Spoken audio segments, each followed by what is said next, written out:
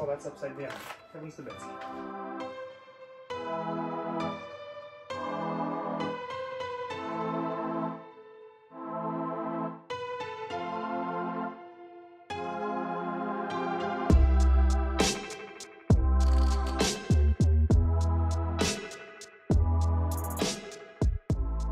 Hi guys, and welcome to today's task.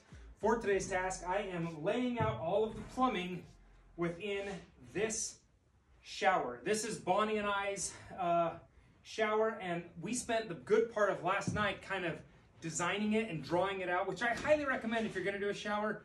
Draw it out, make you some plans, change it, adjust it, and then come and do this, because once you start doing this, it's a pain to redo it. Oop, don't want to do that. So this is what we came up with in the plan. This is the shower's width, 76 inches total. We're going to come in 20 inches on both sides and put a shower head, like a typical shower head. And then we're going to come in a foot from each side and put our shower bars. So these will have a maneuverable, like handheld shower wand that's adjustable. And then we're going to come into the dead center, and that's where the valves for these will work. Typically when you're doing a hand shower wand versus the shower head, usually you put what you call a transfer switch, so it makes it either or. And we didn't really want to do that. I really wanted it to be that we can have all four technically running at a time, which is why I brought 3/4 inch line to feed this shower area. First step of this project is going to be to put my plans, oh that's upside down, heavens to Betsy. Put my plans where they are visible. For reference, so I don't got to keep whipping it out of my pocket. The biggest problem I run into in filming these videos is that if my camera is filming, i.e. my phone, I can't run my radio at the same time. Meaning I can't listen to Nathaniel Ratliff and the Night Sweats at the same time. So we're gonna switch the camera a little bit. We'll go to the GoPro. It'll be a time lapse. You'll like it. I'll show you some detail as we come and go, but I need tunes to master this shower.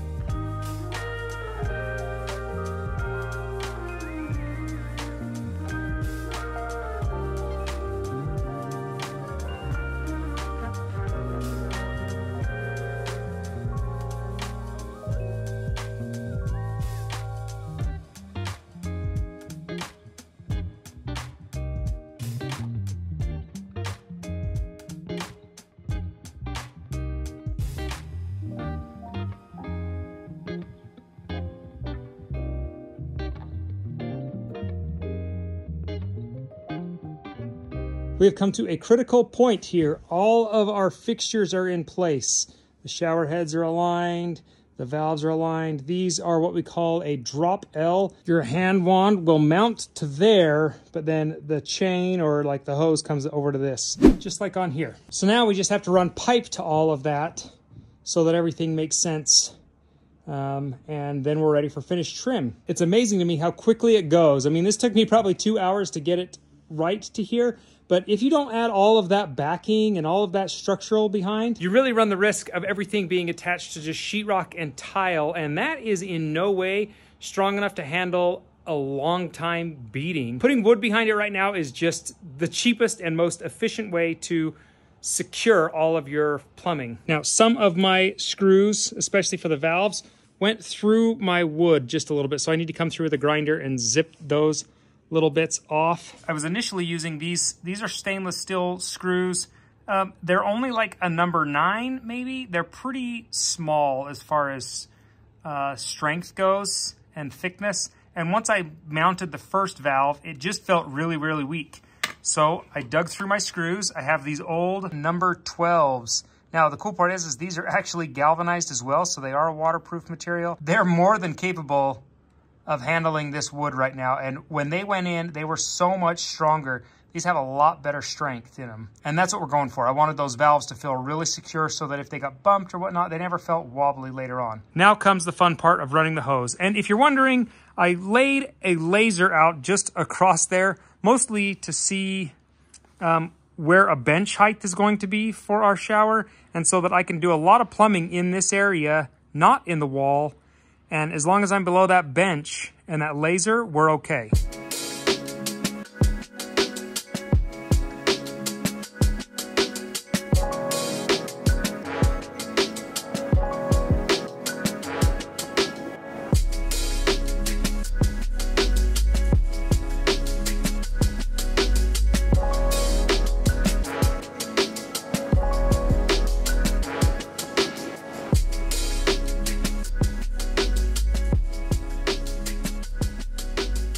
Holy cannoli, we got it done. And this looks pretty dang good. So what you have here is shower nozzle and the valve it comes to. This is a hand nozzle and it comes up and around to this valve. This valve comes over to this hand nozzle and the 2 bars will sit.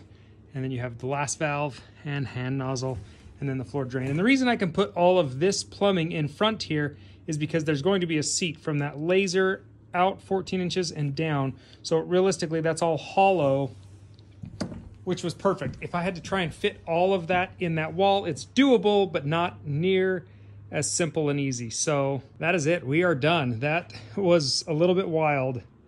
And I wasn't quite sure how I was going to do it, but I did find something cool. On a typical PEX fitting, you put your crimp ring on, and then you kind of back it off about 1/8 of an inch from the end.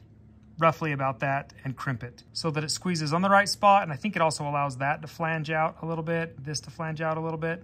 I'm not entirely sure. But if you buy the Shark brand kit, your PEX goes all the way in, and then there's these little pieces there. I kind of just thought those were like pieces from the plastic mold that didn't break off, but they're not. What they do is they allow your crimp ring to come to the exact dimension they want it to be at. So maybe I'm a little bit too tight on some of mine, but they'll still be just fine. But anyway, it's a stop for your crimp ring, and it works really well. Most of my fittings have not been Shark Bite brand, but that is the brand that I used here because I ran out. So I will link those particular ones in the description down below if you're getting ready to do a project, because I feel like they make all the difference in the world. That was really kind of nice. Have you ever woken up in the middle of the night and realized you forgot something huge? I did that this morning. I woke up 5 in the morning, and I realized I had forgotten one of the most vital, I guess it's not that vital, but it's something that I personally requested in the house, and I forgot it. I thought that I was done with all of our plumbing. I had finished Bonnie and I's bathroom, the guest bathroom's done, the kids' bathrooms are done, and my job was to run all of the PEX line for my plumber. He was gonna run all of my waste line, so where everything leaves the building for the septic tank. So he did all of that plumbing, and he's almost done. But one thing I realized I forgot was a pot filler. I'm standing in the kitchen right now. This is roughly where the range is going to go, and I realized I gotta get water over here for the pot filler. Now, if you're looking at this from a plumber's point of view, you'd think, oh, hot water's right here. Let's use this hot water and just run straight across. But I don't want to do that for a special reason. I have zoned our house so that I can shut off certain areas of plumbing without shutting the entire house down. And not that that's a huge deal, but I kind of liked it. The kitchen is zoned along with the salon/spa that's below it, because that plumbing runs across here. And so That's the plumbing I want to tap into. This plumbing right here, this hot and cold, is going up to Bonnie and I's bathroom, which is its own zone as well, and technically will be its own water heater, and I'll show you that later on. But I don't want to tap into that because I don't want to have a false idea that if I've turned off the kitchen plumbing, my pot filler is still going to fill with water. So I have access plumbing down below that cuts across here that ties into the sink pipes, which are these. So I'm going to tie into this guy back under here somewhere and run it up there. So I can show you how to set a pot filler. Now, setting the pot filler is the exact same as setting, say, the shower head, or say like the auxiliary spray nozzle or whatnot that we set in our bathroom. It's the exact same. You're going to use the exact same rabbit ear fitting, but we've got to just plumb our water really quickly. So in the basement where it connects, the only thing I'm going to need is a 1/2 inch T, because I know I'm connecting into 1/2 inch, 3 1/2 inch rings, my cutters, and my crimpers. Let's go fix that. Oh, is that a little reading nook that I built for my kids and wife for fun? Yeah, it is. So all of that plumbing right there is what is feeding the kitchen and the salon/spa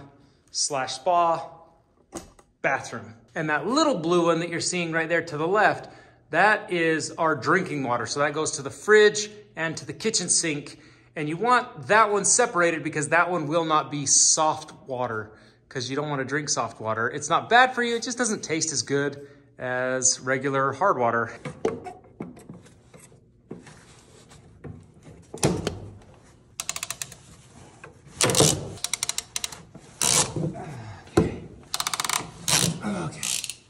Okay, that's all set. I'll come down and put a clamp on that guy, just so it doesn't bang around at all.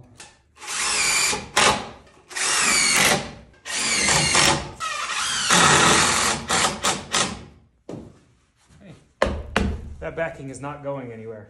Next step, I'm gonna roughly kind of pull my pipe up in a rough direction. I like to always give myself a little extra slack, because you can bend the hose or cut it back a little bit, but if you cut it too short to begin with, that's no good.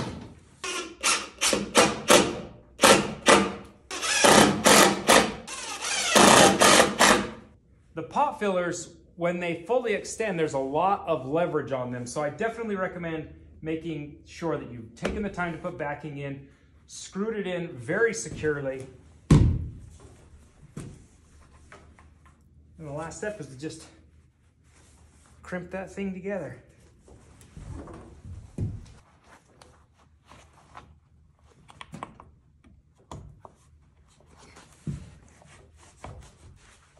There we go.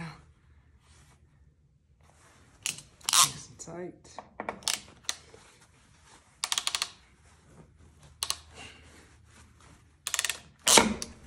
Now I can just put a couple of clips on here so it just stabilizes this hose, and it's good to go.